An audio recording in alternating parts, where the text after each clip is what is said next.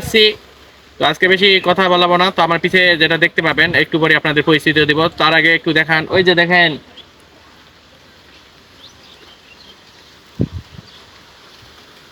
চিনেন না? চিনলে সমস্যা নেই, আমি তো আছি। এটা হচ্ছে পাকড়া কালাই। রাস্তার ধারে লাগাইছে। এটা একসময় অনেক ঔষধি গাছ। এই পাকড়া কালাইয়ের পাতা খাওয়া যায়, ফলও খাওয়া যায়। পাতা আপনার জন্ডিস রোগের যে অসুখ হয় ওটা এই পাতা পিষে আপনার রস করে খাওয়া হয়। তার বাদে পাতার ঔষধি গুণ আছে, ভিটামিন আছে। আর পাকড়া কালাই যেটা, ওটা তো আপনার রান্নার কাজে ইউজ হয়। তবে চলেন, আপনারা আপনার পিছে পিছে অবশ্যই দেখবেন। এই যে দেখেন, এই যে পাকড়া কালাই, যদিও এখনো পাকড়া কালাই ওভাবে হয় নাই, কেবল ছোট ছোট। এই যে এরা দুটা দেখা যায়, এই যে দেখা যায়, এই যে দেখেন পাকড়া কালাই। এটা পরবর্তীতে আরো বড় হবে, এখন অনেক ছোট।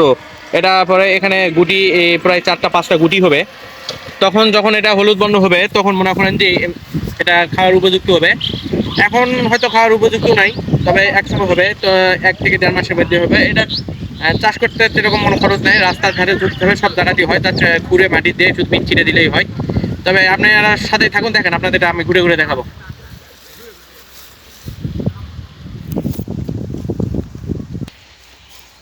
তো এই যে দেখেন পাকড়া কালাইয়ের গাছ, যেটা রাস্তার ধারে মানুষজন লাগাইছে। অনেক সুন্দর হয়েছে। আর এটা কোথায় দেখেন, এটা হচ্ছে এই যে নজিপুর যাওয়ার রোড।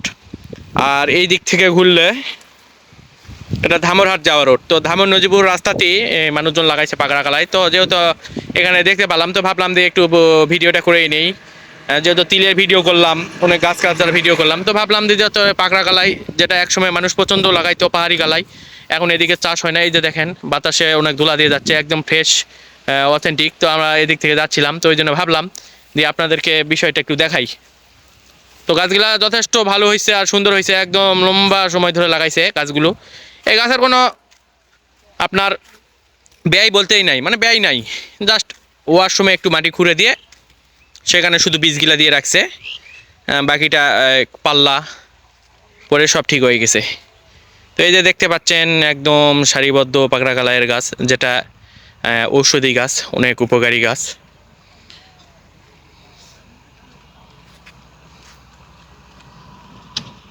তো যাই হোক, আপনাদেরকে সেভাবে বলার কিছু নাই, জাস্ট দেখালাম আর কি। তো ইচ্ছা থাকলে উপায় হয়। মানুষের জায়গা জমি যদি নাও থাকে, কিন্তু তারপর রাস্তার ধারে অপরিত্যক্ত অনেক জায়গা পড়ে থাকে মানুষের, সেখানে যদি আবাদ করতে চাই তো অনায়াসে করতে পারবে, যেটা অনেকের জায়গা থাকলেও পারে না। তবে এইসব কৃষকদের দেখে মানুষের অনুপ্রেরিত নেওয়া উচিত, এবং অনুপ্রাণিত হয়ে গাছ গাছের লাগা উচিত। গাছ লাগান, পরিবেশ বাঁচান। আর যেহেতু বাংলাদেশে বনাঞ্চল 17%, তো একটা দেশে বনাঞ্চল 25% থাকা উচিত। তো বাংলাদেশে যেহেতু বনাঞ্চল নাই, তো সেই অনুযায়ী ঔষধি গাছ হোক, খাওয়ার গাছ হোক, ফলমূল হোক, আর যে কোনো গাছ গাছাই হোক আপনারা লাগাবেন। এতে পরিবেশে উপকার, নিজের উপকার। সেই পর্যন্ত এই যে দেখলেন আমাদের ব্লগ। তো যাই হোক, আজকে বেশি আর কথা বলাবো না, আজকে এই পর্যন্তই। ভালো থাকবেন, সুস্থ থাকবেন, দেখা হবে পরবর্তী কোনো ব্লগে। ধন্যবাদ।